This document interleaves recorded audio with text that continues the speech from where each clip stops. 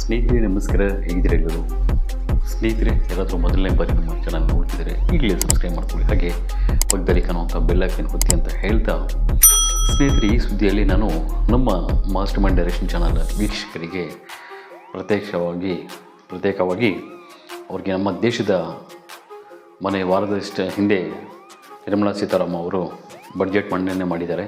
ಆ ಬಡ್ಜೆಟ್ ಬಗ್ಗೆ ಒಂದಷ್ಟು ಪೂರ್ತಿಯಾಗಿ ಅವ್ರಿಗೆ ಅರ್ಥವಾಗುವ ರೀತಿಯಲ್ಲಿ ಹೇಳೋಕ್ಕೆ ಈ ಸುದ್ದಿ ಮಾಡಿದ್ದೀನಿ. ಸ್ನೇಹಿತರೆ, ಮೊದಲನೇದಾಗಿ ಎಷ್ಟೋ ಜನರಿಗೆ ದೇಶದ ಬಡ್ಜೆಟ್ ಅಂದರೆ ಏನೂ ಗೊತ್ತೇ ಇರಲ್ಲ. ಅದ್ರ ಬಗ್ಗೆ ನಾನು ಮಾಹಿತಿ ಕೊಡೋಕ್ಕೆ ಇಷ್ಟಪಡ್ತೀನಿ. ದೇಶದ ಒಂದು ವರ್ಷದ ಬಡ್ಜೆಟ್ ಅಂದರೆ ಆ ಬಡ್ಜೆಟ್ ಹಣ ನಮ್ಮ ದೇಶದ ಸರಿಸುಮಾರು 48 ಲಕ್ಷ ಕೋಟಿ ವಸೂಲಾಗುತ್ತೆ. ಬಡ್ಜೆಟ್ ಹಣ ಒಂದು ವರ್ಷದಲ್ಲಿ ಅಂದರೆ 52 ಲಕ್ಷ ಕೋಟಿ.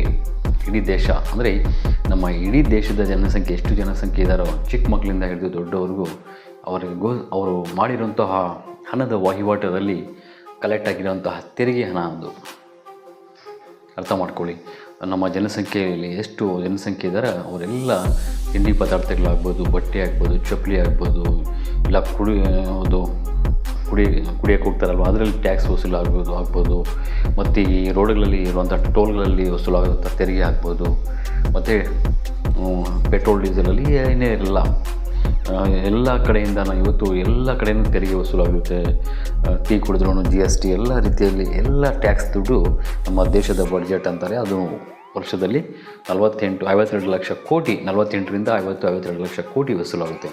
ಅದರಲ್ಲಿ ಈ ಸಲ ನಮ್ಮ ಹಣಕಾಸು ಸಚಿವೆ, ಕೇಂದ್ರ ಹಣಕಾಸು ಸಚಿವರಾದಂತಹ ನಿರ್ಮಲಾ ಸೀತಾರಾಮನ್ ಅವರು ಮೊನ್ನೆಯಷ್ಟೇ 5 ದಿನದ ಹಿಂದೆ ನಮ್ಮ ದೇಶದ ಬಡ್ಜೆಟನ್ನು 48,25,000 ಕೋಟಿಯನ್ನು ಬಡ್ಜೆಟ್ ರಿಲೀಸ್ ಮಾಡಿದ್ದಾರೆ. ಅಂದರೆ ಅರ್ಥ ಮಾಡ್ಕೊಳ್ಳಿ, ಟೋಟಲ್ ದೇಶದ ಬಡ್ಜೆಟ್ 48,25,000 ಕೋಟಿ ಅಷ್ಟು ಬಡ್ಜೆಟ್ ರಿಲೀಸ್ ಮಾಡಿದ್ದಾರೆ. ಅಷ್ಟು ಗಾತ್ರದ ಬಡ್ಜೆಟಲ್ಲಿ ಇವರು ಮಾಡಿರೋಂತಹ ಸಾಲ, ಈ ಬಡ್ಜೆಟ್ ರಿಲೀಸ್ ಮಾಡೋಕ್ಕೆ 14,10,000 ಕೋಟಿಯನ್ನು ಸಾಲ ಮಾಡಿದ್ದಾರೆ. ಅರ್ಥ ಮಾಡ್ಕೊಳ್ಳಿ, ಒಂದೇ ವರ್ಷದಲ್ಲಿ 14,10,000 ಕೋಟಿಯನ್ನು ಸಾಲ ಮಾಡಿ ಇಷ್ಟು 48,25,000 ಕೋಟಿಯ ಬಡ್ಜೆಟನ್ನು ರಿಲೀಸ್ ಮಾಡಿದ್ದಾರೆ ಈ ವರ್ಷದ, ಅಂದರೆ 24-25 ಸಾಲಿನ ಬಡ್ಜೆಟಲ್ಲಿ. ಸ್ನೇಹಿತರೆ, ತಮಗೆಲ್ಲ ಕೆಲವರು ಯಾರೋ ಏನೋ ಹೇಳಿದ್ರು ಅಂತ ಕೇಳೋದಲ್ಲ. ನಮ್ಮ ದೇಶದ ಆರ್ಥಿಕ ಪರಿಸ್ಥಿತಿ ಹೇಗಿದೆ ಅಂಥೇಳಿ ಪ್ರತಿಯೊಬ್ಬ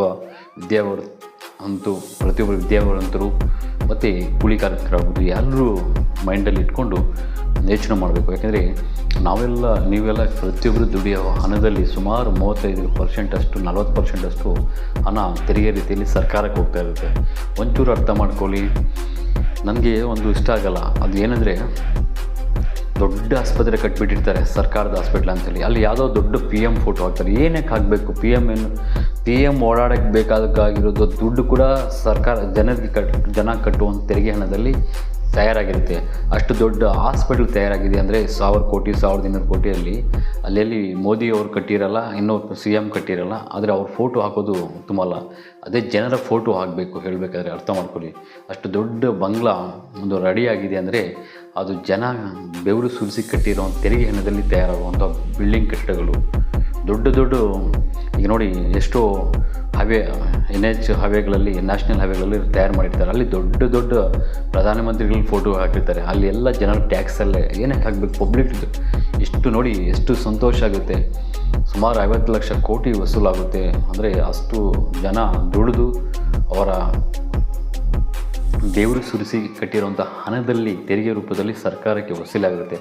ಅಷ್ಟು ದುಡ್ಡು ಹಣವನ್ನು ಇವರು ಅದು ಸರ್ಕಾರದ ಕಚೇರಿಗಳಲ್ಲಿ ಕೆಲಸ ಮಾಡುವಂಥವ್ರಿಗೆ, ಪ್ರತಿಯೊಂದು ಇಲಾಖೆಗಳಿಗೆ, ಸಂಬಳಗಳಿಗೆ, ಪ್ರತಿಯೊಂದಕ್ಕೆ ಒಂದು ಪ್ರಧಾನಮಂತ್ರಿ ಐಷಾರಾಮಾಗಿ ಓಡಾಡೋದಕ್ಕೆ ಆಗ್ಬೋದು, ಪ್ರತಿಯೊಂದು ಇಲಾಖೆಗಳಲ್ಲಿ ಅಷ್ಟು ದುಡ್ಡು ಹಣ ಖರ್ಚು ಮಾಡ್ತಾರೆ. ಆ ಖರ್ಚು ಮಾಡುವಂಥ ಹಣ ಕೇವಲ ಜನ ಕಷ್ಟಪಟ್ಟು ಬೆವರು ಸುರಿಸಿ ದುಡಿದಿರುವಂಥ ಹಣ. ಅದು ಅರ್ಥ ಮಾಡ್ಕೊಳ್ಳಿ. ಯಾವುದೋ ಒಂದು ಇವತ್ತು ನೋಡ್ತೀವಿ ರೇಷನ್ ಶಾಪ್ಗಳಲ್ಲೆಲ್ಲ PM ಫೋಟೋ ಹಾಕಿ, ಏನಕ್ಕೆ ಹಾಕಬೇಕು? ಜನರ ಫೋಟೋನೇ ಹಾಕಬೇಕಲ್ಲಿ. PM ಇಲ್ಲಿ ದುಡ್ದು ಏನು ಅಲ್ಲಿ ಇದು ಮಾಡಲ್ಲ. ಅದು ನಮ್ಗೆ ಇಷ್ಟ ಆಗ್ತಾಯಿಲ್ಲ. ಅದೊಂದು ಸ್ವಲ್ಪ ಬದಲಾವಣೆ ಮಾಡಬೇಕು. ಮತ್ತು ಇಷ್ಟು ಲಕ್ಷ ಕೋಟಿ ವಸೂಲು ಆದಮೇಲೆ ಅದು ಸರಿಯಾದ ರೀತಿಯಲ್ಲಿ ಜನರಿಗೆ ಜಾರಿಯಾಗಿದೆಯಲ್ಲ ಅಂತ ಹೇಳಿ ಬುದ್ಧಿವಂತರು, ವಿದ್ಯಾವಂತರು ಕೆಲವೊಂದು ಇಲಾಖೆಗಳಲ್ಲಿ, ತಾಲೂಕುಗಳಲ್ಲಿ ಹೋಗಿ ಕೇಳಬೇಕು.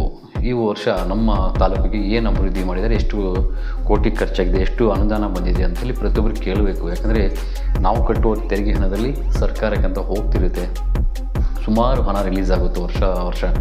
ರಸ್ತೆಗಳು ಸರಿಯಾಗಿರಲ್ಲ, ಹಾಗೆ ಹೋಗ್ತೀರಾ, ಆ ರಸ್ತೆಗಳ ಅಭಿವೃದ್ಧಿಗೆ ಬರುತ್ತೆ.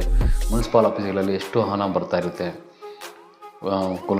ಚರಂಡಿ ಕ್ಲೀನ್ ಮಾಡಿಸೋಕ್ಕಾಗ್ಬೋದು, ಎಲ್ಲ ರೀತಿಯ ಅಭಿವೃದ್ಧಿ ಮಾಡೋಕ್ಕೆ ಬರ್ತಾ ಇರುತ್ತೆ. ಮಾಡಿಲ್ಲ ಅಂದರೆ ಕೇಳಬೇಕು ವಿದ್ಯಾವಂತರು. ಸುಮ್ಮನೆ ಪುಕ್ಸಾಟೆಗೆ ನಾವು ಯಾರು ಸರ್ಕಾರದ ಇಲಾಖೆಯಲ್ಲಿ ಕೆಲಸ ಮಾಡೋರು ಮಾಡಲ್ಲ. ಅವ್ರು ಬರೀ ಸಾವಿರಾರು ಕೋಟಿ ಬರ್ತಾ ಇರುತ್ತೆ. ಅವ್ರು ಇನ್ನೂ ಹೆಗ್ಗಣಿಗಳ ಥರ ತಿಂತಿರ್ತಾರೆ ಕೇಳಿಲ್ಲ ಅಂದರೆ. ಅರ್ಥ ಮಾಡ್ಕೊಂಡು ಕೇಳಬೇಕು ತಾವೆಲ್ಲ. ನೋಡಿ, ಇವತ್ತು ಎಲ್ಲರೂ ಪ್ರತಿಯೊಬ್ಬರು ದಡ್ರು ಅಂತ ಹೇಳ್ಬೋದು. ದೇಶ ಅಭಿವೃದ್ಧಿ ಕಡೆ ಹೋಗ್ತಿದೆ, ಮೋದಿಯವರು ಉದ್ಧಾರ ಮಾಡ್ತಿದ್ದಾರೆ ಅಂತ ಹೇಳ್ತಾ ಇದ್ದಾರೆ. ಸರಿಯಾದ ಅರ್ಥ ಮಾಡಿಕೊಂಡು ಸ್ಟೇಟ್ಮೆಂಟ್ಗಳು ಕೊಡಿ. ನೋಡಿ, ಇವರು ಪ್ರತಿಯೊಬ್ಬರು ಕೆಲವರು ದಡ್ರು 50 ವರ್ಷದಿಂದ ಕಾಂಗ್ರೆಸ್ ಸರ್ಕಾರ ಏನು ಮಾಡಿಲ್ಲ, BJP ಸರ್ಕಾರ ಬಂದ್ ಮಾಡಿಬಿಟ್ರು ಅಂತ ಹೇಳ್ತಾರಲ್ವ. ಅವ್ರಿಗೆ ನಾನು ಒಂದೇ ಒಂದು ಸಂದೇಶ ಕೊಡ್ತೀನಿ. 50 ವರ್ಷದಿಂದ ಮಾಡಿರೋಂತಹ ಕಾಂಗ್ರೆಸ್ ಸರ್ಕಾರ ಮಾಡಿರೋ ಸಾಲ ಬರೀ 52 ಲಕ್ಷ ಕೋಟಿ ಅಷ್ಟೇ ಇತ್ತು.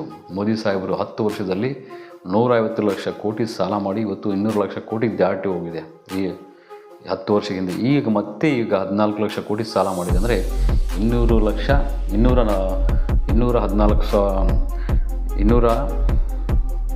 ಲಕ್ಷ ಕೋಟಿ ಸಾಲ ಆದಂಗೆ ಆಯಿತು ನಮ್ಮ ದೇಶದ ಸಾಲ ಇವತ್ತು. ಅರ್ಥ ಮಾಡ್ಕೊಳ್ಳಿ. 214 ಲಕ್ಷ ಕೋಟಿ 50 ವರ್ಷದಿಂದ ಇವರು ಮ್ಯಾನೇಜ್ಮೆಂಟ್ ಮಾಡಿಕೊಂಡು ರಸ್ತೆಗಳ ಕಾಮಗಾರಿಗಳು, ಅದರಲ್ಲಿ ಕಾಂಗ್ರೆಸ್ ಸರ್ಕಾರವು ಯಾವುದೇ ಸರ್ಕಾರಿ ಇಲಾಖೆಗಳನ್ನು ಮಾರದೆ ಒಂದು ಸಂರಕ್ಷಣೆ ಮಾಡ್ಕೊಂಡು ಬರ್ತಾಯಿದ್ರು. ಈ ಸಾಹೇಬರು ಬಂದುಬಿಟ್ಟು ಎಷ್ಟು ಸರ್ಕಾರಿ ಸಂಸ್ಥೆಗಳನ್ನು ಮಾರಕ್ಕಿಟ್ಟರು, ಎಷ್ಟು ವಿಮಾನ ನಿಲ್ದಾಣಗಳನ್ನು ಮಾರಿದ್ರು, ಅವೆಲ್ಲ ಕ್ಯಾಲ್ಕುಲೇಷನ್ ಮಾಡಿ ಸ್ಟೇಟ್ಮೆಂಟ್ ಕೊಡಿ. ದೇಶ ಉದ್ಧಾರದ ಕಡೆ, ದೇಶ ಅಂತ ಸಾಲದ ಕಡೆ ಹೋಗ್ತಾಯಿದೆ. ಈಗ ರಿವರ್ಸ್ ಹೋಗ್ತಾಯಿದೆ. ಅರ್ಥ ಮಾಡ್ಕೊಳ್ಳಿ. ಹೀಗೆ ಸಾಲ ಮಾಡಿದ್ರೆ ಏನಾದರೂ ದೇಶಕ್ಕೆ ಕಂಟಕ ಬರುವಂಥ ತುರ್ತು ಪರಿಸ್ಥಿತಿ ಬಂದರೆ, ಕರೋನಾ ಥರ ಆಗ್ಬೋದು, ಇಲ್ಲ ಏನೋ ಸುನಾಮಿ ಥರ, ಯಾರು ಸಾಲ ಕೊಡೋಲ್ಲ ನಮ್ಮ ದೇಶಕ್ಕೆ. ಅರ್ಥ ಮಾಡ್ಕೊಳ್ಳಿ. ಹುಚ್ಚರ ಸ್ಟೇಟ್ಮೆಂಟ್ ಕೊಡಬೇಡಿ. ಅದಕ್ಕೆ ಗುಣವಂತರು, ವಿದ್ಯಾವಂತರು ಈ ಸಲ ಇಡೀ ದೇಶದಲ್ಲೇ ನಂಬರಿಂಗ್ ಪ್ರಮಾಣ BJP ಗೆಲ್ಲಕ್ಕೆ ನಂಬರಿಂಗ್ ಪ್ರಮಾಣ ಕಡಿಮೆ ಆಗಿರೋದು. ವಿದ್ಯಾವಂತರೆಲ್ಲ ಸ್ಟೇಟ್ಮೆಂಟ್ ಕೊಟ್ಟು ಹುಚ್ಚರ ಸ್ಟೇಟ್ಮೆಂಟ್ ಕೊಡೋಕ್ಕೆ ಹೋಗಬೇಡಿ.